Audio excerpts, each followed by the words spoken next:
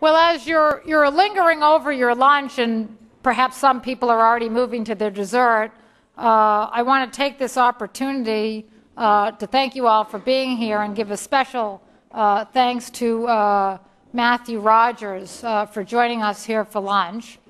The administration, of course, has faced many challenges, as has every administration for the past 20 years has, or maybe even 30 years, going back to Jimmy Carter, has faced this challenge of how to diversify the U.S. energy market in such a way that we're not so reliant on any one fuel, and therefore, if there becomes a problem with that particular fuel, we have options to backstop our main supply. And I think the most challenging aspect of that, of course, and remains the most challenging aspect of that, is oil, because our electricity sector is highly diversified and becoming more highly diversified. But the transportation sector is still squarely dominated by oil, and it's easy for Matt to talk about that subject to an audience from Houston because we have hurricanes that knock off our gasoline supply, and then we all know what it's like in most recent memory, and not just in 1973, what it's like to sit in a gasoline line.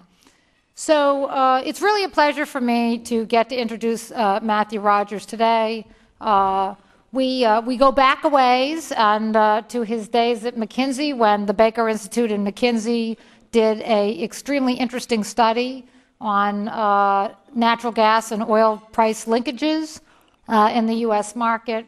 And he brings a tremendous amount of expertise to the DOE. He has, I can tell you personally, he has backstopped the Secretary of Energy and had him informed on an incredibly wide range of subjects, ranging from policy challenges to oil futures markets, to climate politics, to natural gas and shale technology and the challenges of shale. We're very lucky to have somebody so incredibly knowledgeable in the Department of Energy. So with that, let me welcome Matt to come and talk to us about the administration's role and successes and scorecards for the first initiatives.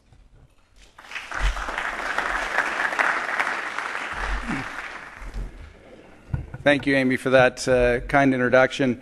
It's a pleasure to be down here. It's a pleasure to be at the Baker Institute with the important work that goes on here, bridging between the practical and the pragmatic and the academic and the government side, and really trying to bring all those pieces together is something that is quite essential both across the economy and around the world today, but it's particularly in energy, and it's something that we feel every day.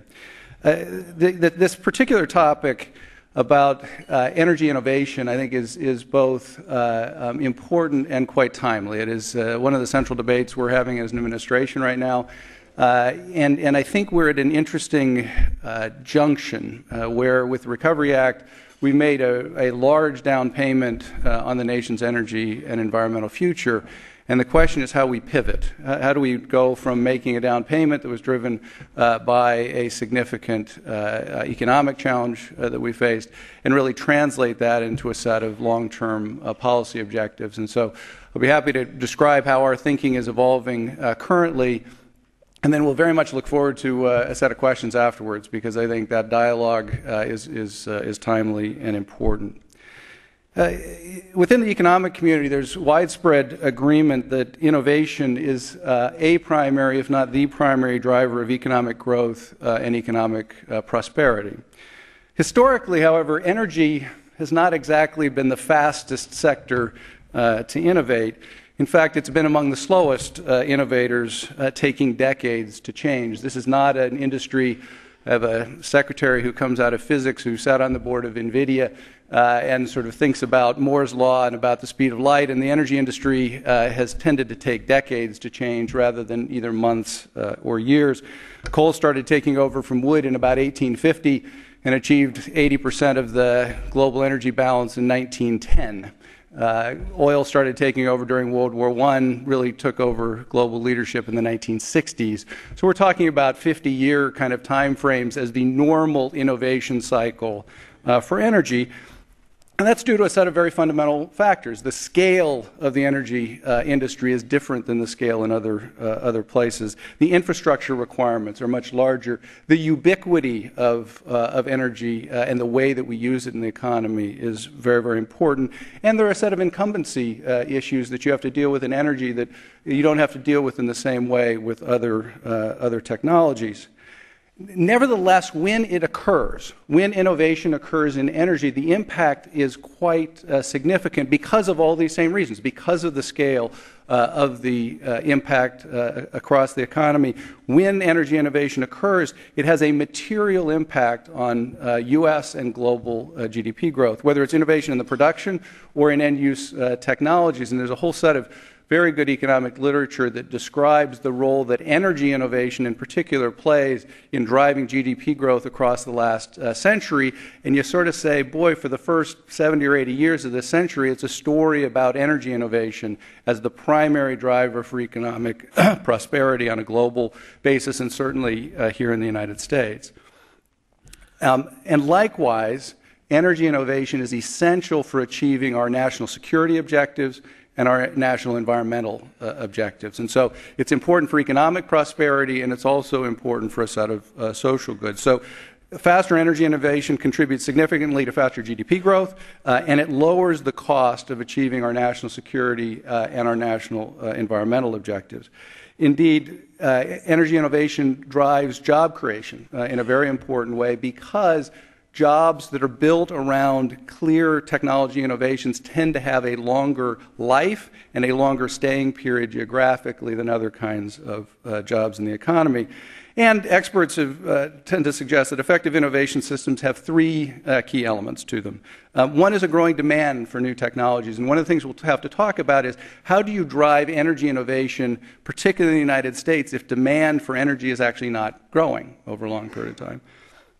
The second thing is a sustained and effectively managed support for the generation and dissemination of scientific knowledge. So how do we expand the knowledge base in the world, particularly around energy technologies? And then finally, a vibrant and competitive private sector and public sector working together, each playing the appropriate role, not the private sector deferring to the public sector, nor the public sector staying completely out of it, and what's the appropriate balance there. And so as an administration, as we move into 2010, the dialogue is shifting from a clear focus over the last 12 months on fiscal stimulus. How do we get enough money into the economy? How do we put a floor underneath an economy that last January was falling apart? How do we really get that moving, which was a fiscal story and a regulatory story, and then make a shift and begin to think about what the long-term structure has to be in order to drive economic prosperity in the United States over the next several years and decades. So three questions come to mind as I begin to engage in this dialogue. The first is, would a focus on innovation as a primary driver for economic prosperity be an appropriate policy objective, particularly around clean energy? The second question is, what role should the government play in doing that? Is the role that we're playing today appropriate? What is the appropriate role over the long term for the government in terms of energy innovation? And the third and related question is, what is it going to take to bring private capital off the sidelines and into the energy innovation equation at scale? How do we get enough private capital into the equation that we can actually achieve the kinds of scale goals that have always marked energy innovation across the last several centuries? The Recovery Act, which is my day job within the Department of Energy, running the Recovery Act for the Secretary, is creating jobs today and is providing a meaningful down payment on the nation's energy and environmental future. Taken together, the projects that we've funded and the projects that we've had a chance to see, even though we couldn't fund all of the really good projects, gives us a great degree of optimism about the potential for clean energy innovation in the United States. The rate of innovation and the scale of innovation available in the U.S. today is remarkable. And the challenge is, and across each of these, we are funding multiple competing pathways for innovation, whether it's in the transportation sector where we're competing electric vehicles against natural gas vehicles, against improvements in the internal combustion engine, against biofuels, where each of those pathways has a potential to be quite significant in terms of the change. But along which pathway the innovation takes place, we're not sure which wins or what combination wins. But what we're trying to do is, again, fund that breadth of innovation pathways. And so today what I thought we'd do is take on this question about clean energy technology innovation, energy innovation in the U.S. economy, and look at it from a perspective of the Recovery Act, because that's what I've had a chance to live over the last year, and then really at the end explore then what are the policy goals or what are the policy mechanisms that will enable us to achieve those goals most effectively. So it was last New Year's Eve. It was about 6 o'clock in the morning, and I get a phone call from a guy who I think is still a friend, who said, you need to join the Obama administration. And I'd played a little cameo role in the transition, and I said, I told you I don't want a job. I have a job. It is a good job. I don't want a job. My family's in San Francisco, and I'm not going to Washington, D.C. Why are you calling me? And it's 6 o'clock in the morning. So about 3 hours later, the secretary calls and says, I need you to take on this role. And, and this is one of those that you sort of say, well, why? Why do you want me to do that? And if you put it together, I think it's a combination of some of the things that I was doing in my former life at McKinsey, looking at the question of energy productivity and how do we really get economic growth and energy innovation at the same time. And so the secretary kept pestering me about this across several weeks, and he is nothing if not. We were talking about very effective deans. The secretary's skills, in addition to being a Nobel laureate in physics, he is quite a persuasive man. And so after getting turned down a couple times, I finally said yes. But the key to it was to say, what am I accountable for doing? And he said, look, there are 4 things I need you to do, and I need you to do them at the same time. The first is you have to get the money out the door quickly, because this is the Department of Energy's opportunity to contribute to job creation and economic recovery. And frankly, the Department of Energy has never been associated with that, so how do we really stake our claim there? The second thing is you have to do it, you have to use a set of competitive processes here, and I'm going to come back to the competitions that we've been running across the last 9 months because they've provided a wonderful insight in technologies.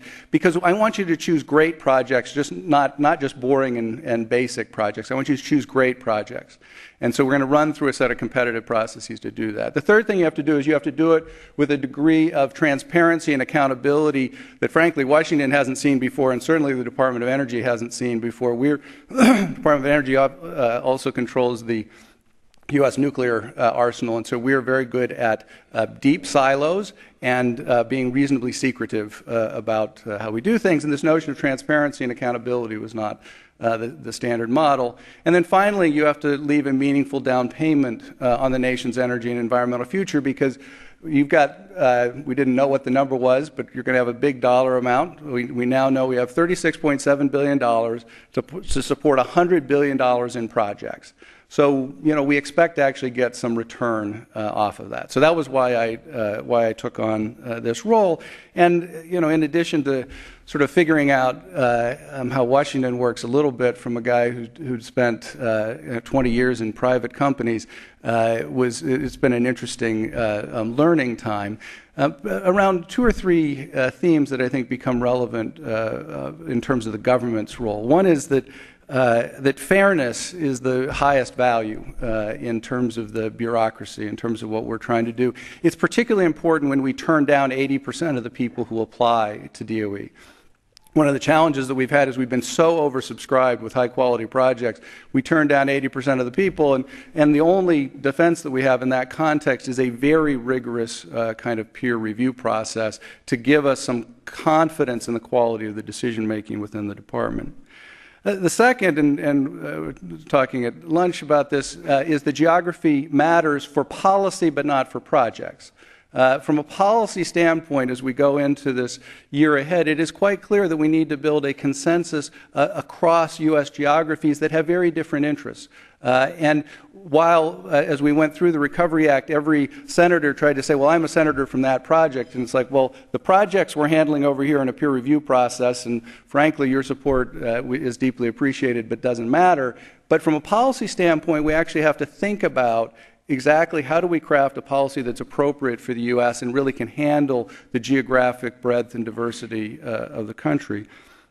And then the final notion is that transparency really does matter, and it's one of the reasons that I come out and have these kind of conversations. It's one of the reasons that we post every day on the Department of Energy website exactly how much money we spent on which projects, because frankly the American taxpayer is still not 100% sure that this is a good use of funds, and we have to reinforce, we have to work on that every day, and one of the ways to do it is through a high degree of transparency. And across time, what we've tried to do within the department is to improve the decision quality. One of the things that the Secretary has tried hard in every one of our pieces to do is how do we raise the decision quality. So one of the things that we had to do was bring in a group of reviewers who hadn't reviewed for the Department of Energy before in our peer review process to raise the quality bar for reviewers. So the Secretary sent out a note to every major college and university in the country and said, I need your best reviewers to come in here because good reviewers, great reviewers select great projects, and mediocre reviewers select mediocre projects. So we have to really raise the quality bar. We have to increase the transparency and accountability. One of the things that we did, the Secretary always talks about a goal without a deadline actually doesn't mean very much. And so one of the things that we've spent a lot of time doing within the department is making sure that every project we have actually has a set of meaningful deadlines and timelines in a government bureaucracy that tended to work on a best efforts basis before that. And so we're trying to, we moved our first competitive money out the door in 159 days when the standard had been about 720 days for the Department of Energy in the same time. So we're trying to shorten the cycle time, but really drive that through transparency and through accountability. And we've also been trying to do a lot in terms of aligning programs and functions. One of the challenges within DOE is we have a set of deeply skilled technical people who drive the programs, and then we have a set of functions. We have procurement and legal and a whole set of functional authorities, and if those don't work together, we can manage to spend more time doing nothing than any other institution I've ever encountered. And so every day for the first 6 months of the Recovery Act, we got all the functions and all the programs together, learning from one of the CEOs who I'd counseled in my prior life, in order to make sure we had real alignment around that, because otherwise the technology never shows up in the marketplace, or if it does, it doesn't show up in a kind of disciplined way that gets the results that we expect. So where are we right now in the Recovery Act? $36.7 billion. We've actually selected the recipients for $31.4 billion of those projects. So we're just about done. I joke my popularity continues to decline as the amount of money available shrinks. I was really popular when we had a full $36.7 billion down to $4 billion. I'm just not as interesting at dinner and party conversation anymore. We've sent out checks for $24.2 billion of those funds, so we have obligated those funds to the recipients, and then those recipients have then have costed. They've gone on and spent $2 billion of those funds, and in addition, we've done $4.3 billion of tax credits on behalf of the Department of the Treasury. So the Treasury actually administers the renewable energy and clean energy manufacturing tax credit programs. We actually do the underwriting on their behalf. So about $40 billion of projects have gone through the department really in the last 9 months. Oh, and we've also done nine loans for $10 billion on top of that, and we should double that in the next few weeks here. And coming out of that, and where I'd like to take this conversation is we have a portfolio of technologies that are really terrific. that begin to show a pathway for energy innovation in this country that's very, very exciting from a jobs perspective, very exciting from a national security perspective, very exciting from an economic growth and prosperity perspective.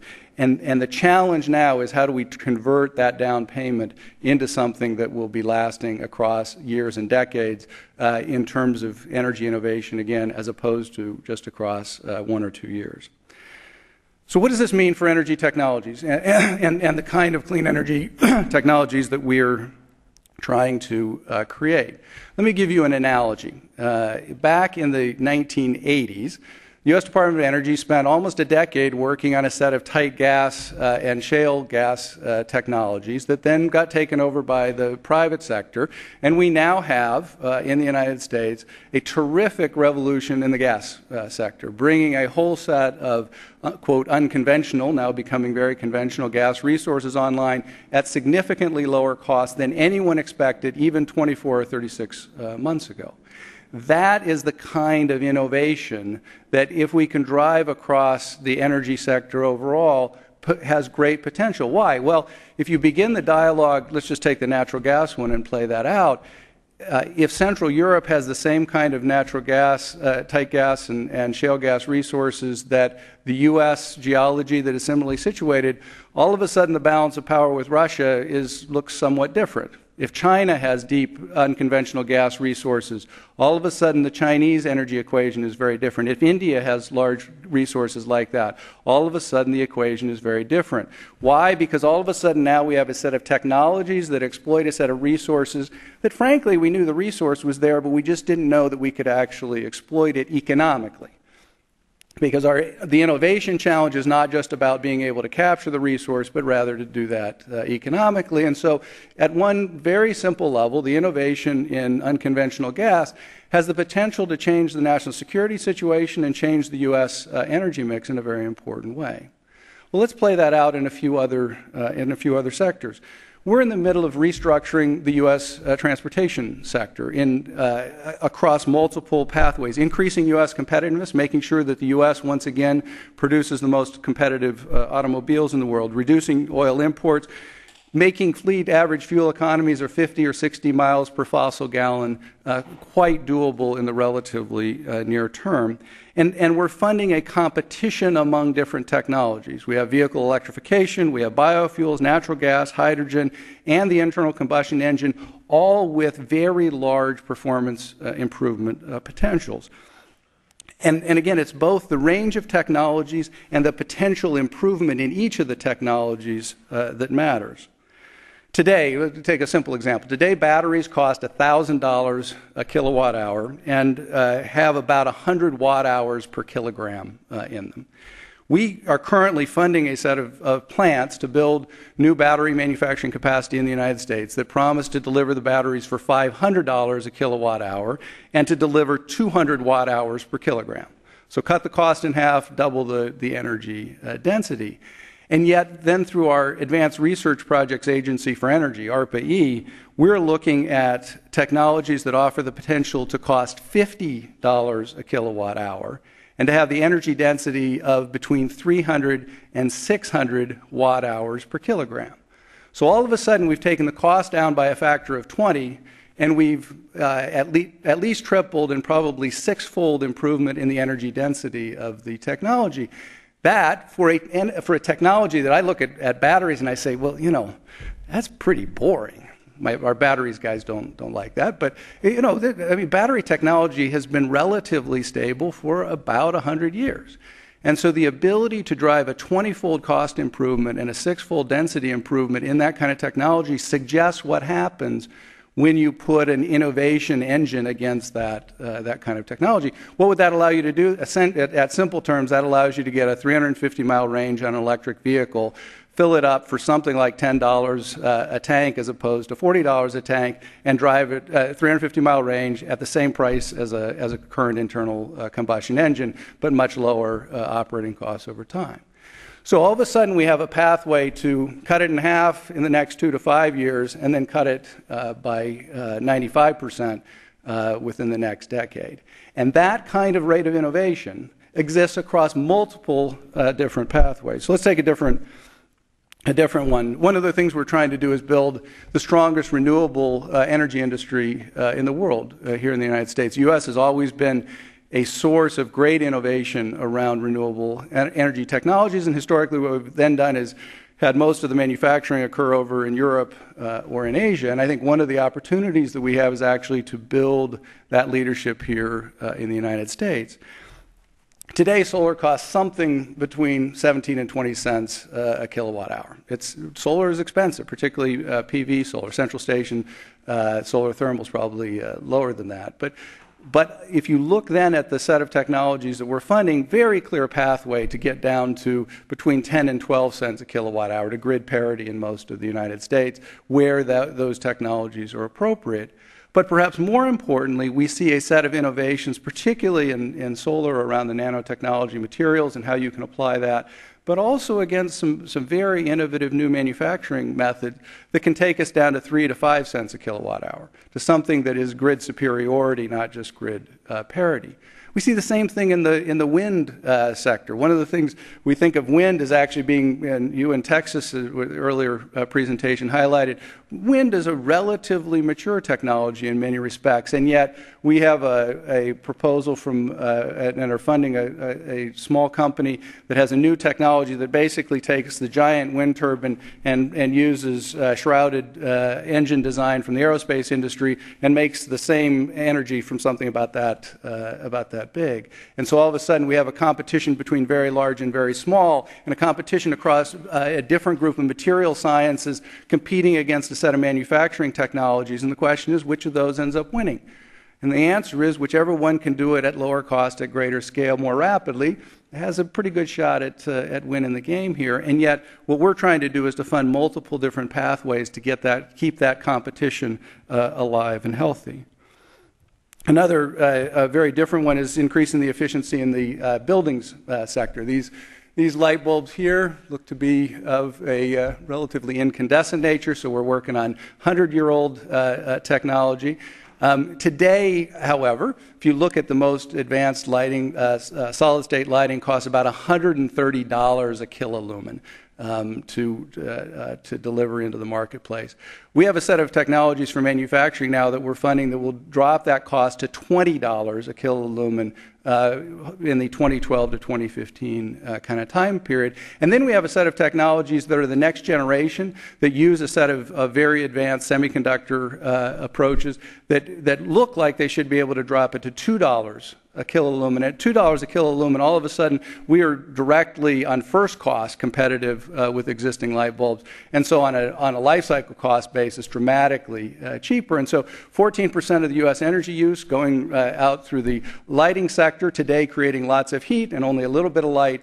If we get it to $2 a kilolumen, all of a sudden lots of light, very little heat, dramatically more efficient as a technology for lighting in the country, and the ability to drive that across the installed base relatively easily, given the infrastructure that we currently have in place.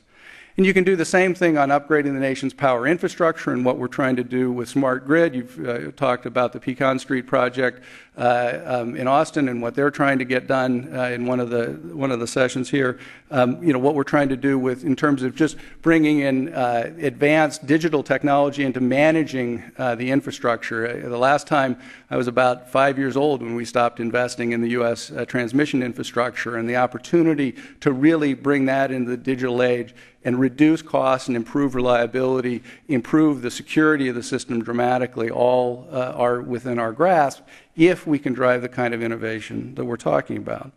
Demonstrating that carbon capture and sequestration can work economically within 8 to 12 years is something that the Secretary has committed the Department to driving. How do we make that happen? We actually know how to do carbon capture and sequestration.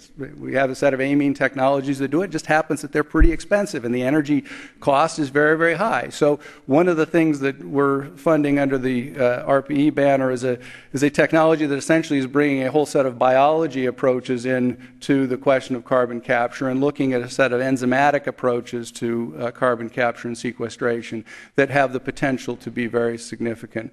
We're also doing a set of things on the biological side about how you can do direct sunlight to fuels. How do you take sunlight and CO2 and actually drive fuels, essentially doing photosynthesis in reverse? How do you make that happen? And the biology, again, is not that, the biology clearly works. We can clearly demonstrate that's possible. The question is, can we do it at scale and at cost? And if you look at the range of technologies out there that are competing to do that, you get very confident about we get very confident about the ability to achieve that.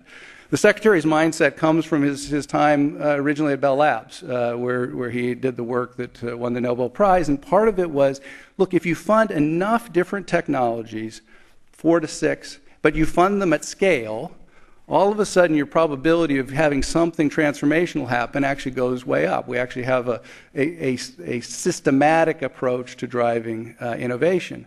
That specifically rejects 2 other innovation models. One is that we've got one answer, and we're going to put all our eggs in that basket, and that one answer is going to win. And it also rejects the notion of 1,000 flowers blooming. Right? It also rejects the notion that if I fund lots and lots of things at a little bit, that'll actually work, because clearly in the energy sector, that notion of innovation does not work. We have to be able to fund things at scale, demonstrate that things can work at scale, because otherwise this industry, you'll never achieve the kind of scale innovation, the kind of cost innovation that's necessary to be successful.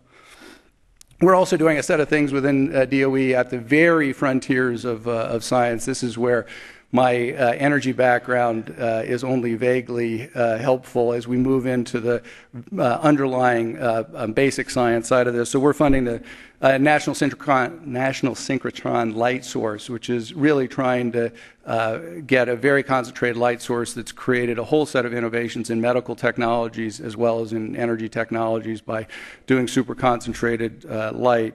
We're doing the National Ignition Facility, which is the next generation out at Lawrence Livermore Labs. This is coming out of some of the work that we've done, interestingly, on the defense side and bringing that to the energy equation and asking, are there different ways that we can approach the fusion question, in this case using a multitude of lasers in a different fashion. And so one of the other things we're trying to do is to bring, we've managed the U.S. nuclear arsenal for now, I guess, 3 decades without testing. How have we done that? We've done that through incredibly detailed simulation capabilities. Under the Recovery Act, we funded the fastest supercomputer in the world to upgrade our ability to do supercomputing. One of the things that enables you to do is to accelerate the rate of innovation by doing a whole set of simulation and modeling as a substitute for destructive testing kind of models. We learned how to do that on the defense side because we had to in the nuclear fleet. We're now applying that to the energy side and saying, how can we apply that to the internal combustion engine and get it dramatically more efficient by using heavy instrumentation and great simulation to make that work. So we're pushing a whole set of things on the basic science side that one of the things that is always humbling about being the Department of Energy is I always know that I'm not the smartest guy in the room. There are 3 or 4 or 5 or 6 every meeting who are way out there on the science side. And if I can do something, what I can do is bring it back to some of the economic pieces here.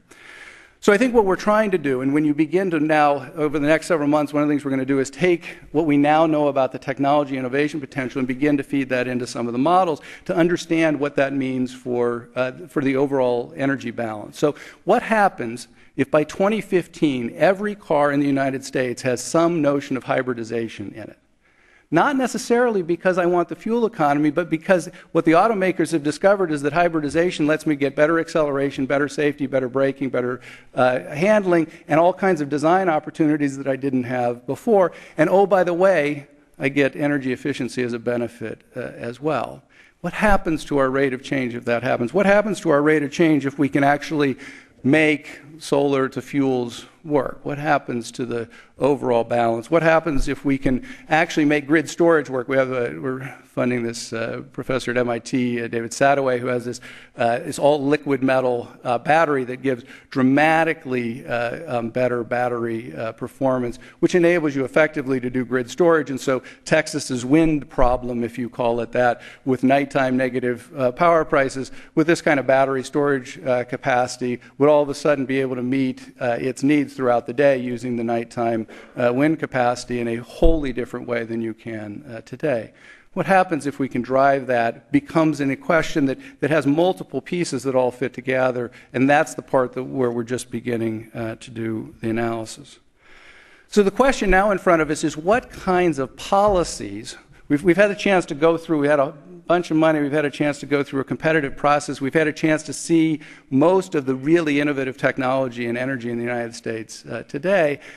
What kind of policy environment then allows us to capitalize on the down payment that we made? And I think there's sort of three basic questions that are out there. The first and perhaps most important is what kinds of incentives will create an ongoing pattern of private sector innovation?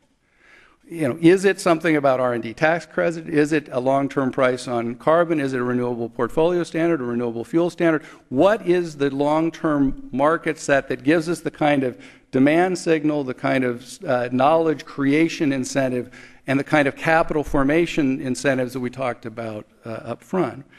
Clearly, the energy and climate legislation that is under debate now creates an opportunity to build that kind of long-term incentive that will create the kind of pattern of innovation that we're talking about. Because again, energy innovation does not occur because we focus on it for 12 months or 24 months or 36 months. It's a long-term process. So how do we create those kind of long-term incentives? The second one, from a governmental standpoint, is what is the role for government in this? What kinds of mix of projects should the government be funding? Should we be focused on education, on R&D? If we do R&D, should we be focused on the long-term R&D? Or is there a role for the government really in this, quote, valley of death phenomena when new technologies come into the market? And what's the mix of spending that produces the highest return, whether from a societal basis or an economic basis? The Recovery Act is clearly bringing private capital off the sidelines. One of the examples that we get very excited about is A123, is a battery company that was started in 2000 with a $250,000 grant under the SBIR program, the Small Business Innovative Research Program from DOE. And they got their first $250,000 and they proved that their technology worked at least at a bench scale level, and so they got the next $750,000 to scale it up to the next level. They then got a whole set of venture and capital funds in there that sustained them for the next several years. They came back and they were the most innovative and successful player in our battery and transportation electrification awards and received $239 million to build their first 2 manufacturing plants in Michigan because, oh, by the way, they were going to go build them in China if we didn't actually create the appropriate incentives here in the U.S. After they receive that, they then go public for about $400 million, in part to meet the cost share requirements on the grant that they were getting from the DOE. And all of a sudden you see a virtuous cycle of if the government plays the appropriate role, then the private sector can play the appropriate role and back and forth, and maybe we have a pattern here that can work. We brought hundreds of millions actually tens of billions of dollars of capital off the sidelines so far. And the question is, how do we make sure that the private sector takes the primary leadership role as we move forward here? Because I don't care if you look at which source, but Center for American Progress says it's $150 to $200 billion a year task for the next 20 years. And folks, we're not having another stimulus of that size. So we actually have to have a private sector really play that role. Interestingly, one of the things that as I've come into the department, one of the things that we actually do have within DOE is an ability to underwrite technological risk in a different way than the market has. One of the real privileges of the DOE is we have 110,000 people when you include the national lab workforce working for the Department of Energy. So we can go deep on any technological area much better than any private sector banker could. On the other hand, we're not the best people in the world to underwrite commercial risk. And so one of the questions is, how do we really focus on those areas where we're distinctive, underwriting the technological risk, and leave to the private sector those areas that the market does better. So our challenge in its first instance is, how do we maintain our focus and make sure we tailor the role that the government plays on those areas that are most important. And then finally, one of the key questions, what are the best sources of funding? How do you, in fact, create a funding mechanism that endures over a period of time that really drives innovation? Is it revenues from cap and trade? Is it a wires charge in the utility industry? Is it a set of industry boards where industry groups get together and pool resources in order to create the right kind of public-private partnerships for innovation? And I think there's a broad-based exploration to figure out how you actually fund these things. So the basic message is, through the Recovery Act, we are trying to accelerate the rate of innovation in energy technologies in the United States. We're convinced that the potential is there to change the way that we use energy in fundamental ways, both how we generate it and how we use it. If we do that, we have the potential to create very good long-term jobs. We have an opportunity to improve and enhance our national security. We are going to increase our economic prosperity, and we're going to reduce the environmental damage that we cause day to day. But the question for the year ahead, what we're really wrestling with, is, can we translate this down payment? Can we take the down payment that we've made, $36.7 billion to support $100 billion of projects? Can we translate that then into a set of long-term policy proposals and policy mechanisms that give us that kind of innovation over a long period of time? Because we've demonstrated that we can see the innovation, we know it's there, but can we actually capture it and harness it to really lead the U.S. and position the U.S. appropriately on a global stage going forward? And with that, I'll be happy to answer questions and continue the dialogue.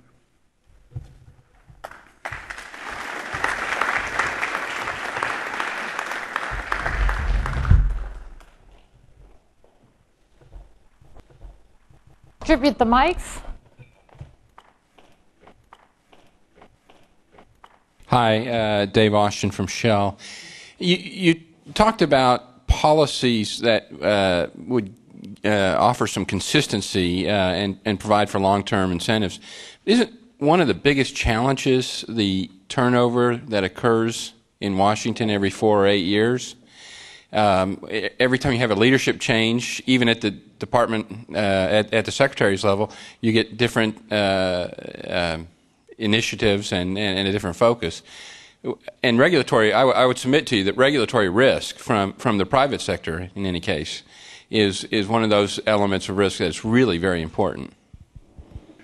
So the rate of turnover in Washington is something that is, in fact, a significant challenge. One of the things that I would observe as I came in from the private sector is the federal workforce that I work with every day within DOE is talented, patriotic, hardworking, and deeply underdeveloped in terms of its people leadership capabilities. Why? Because imagine a company where the core leadership, you change the CEO every 2 to 4 years, you change all the senior management team every 2 to 4 years, and by the way, you change the direction more than a little bit from one to the next. And so one of the things that we're trying to do, and places like Treasury, I think, have done a very good job of this, DOD actually does a very good job of this, is actually build a cadre of long-term civil service folks who actually provide that kind of core managerial leadership. Because the first task is there's a managerial leadership task that's quite important that actually can endure across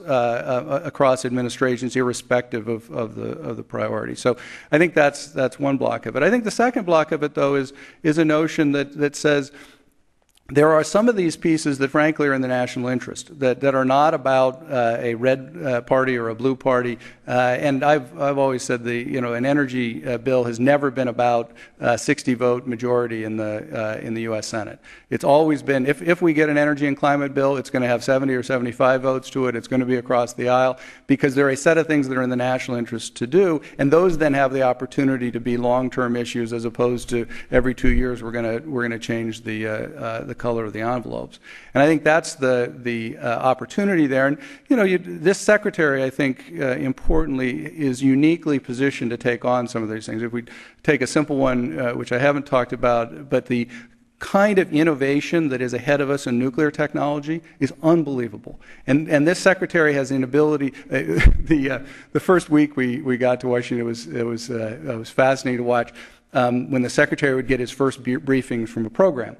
Because the standard way you brief a secretary in Washington is you come in and you say, Mr. Secretary, there are 3 policy options. You can do, essentially the old saw was you can declare war, you can capitulate, or you can do what I want you to do, right? They're just 3 policy options. And the secretary comes in and he's like, will you just, hang on a sec, will you explain the science of your program to me? And there was this pause, and there was about a third of them then went on to explain the science. About a third of them then picked up the cell phone and called very quickly for somebody who could explain the science.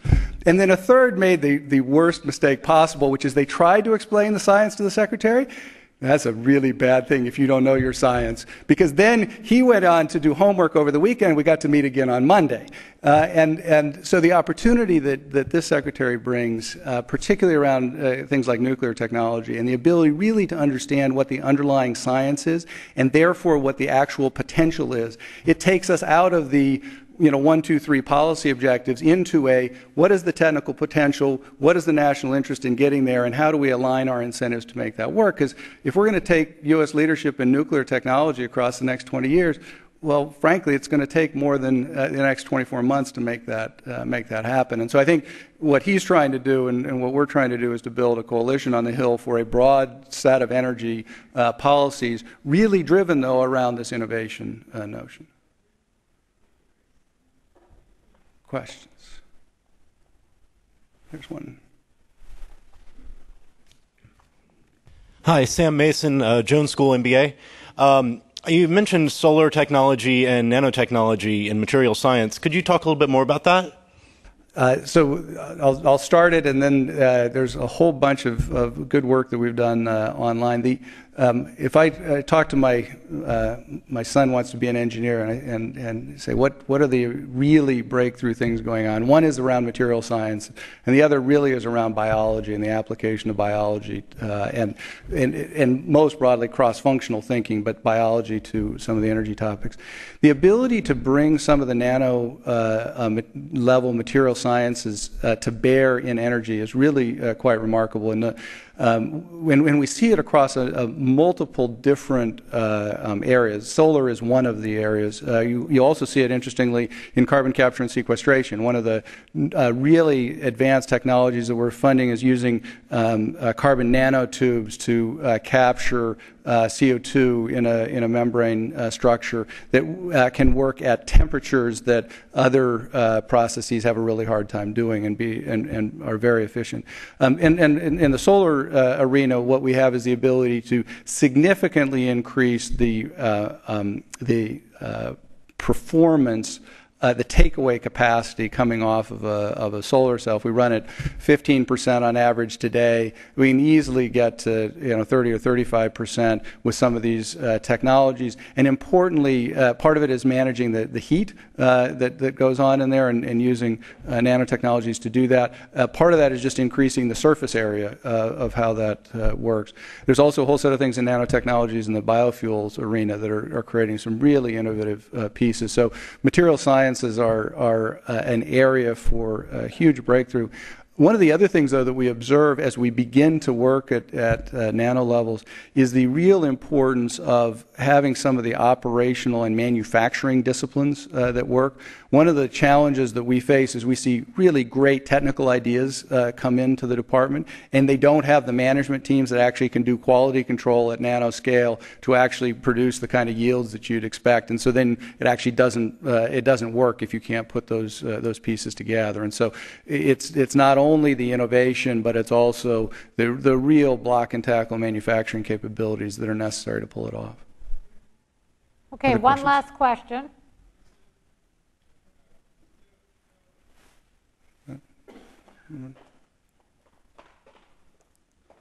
All of a sudden we have 3. I'm David Splinter, student here at Rice. The phrase that I think you repeated most in your talk was drive innovation, maybe about a dozen times. And you said at the end of your talk, that means trying to accelerate the rate of technological innovation in the U.S.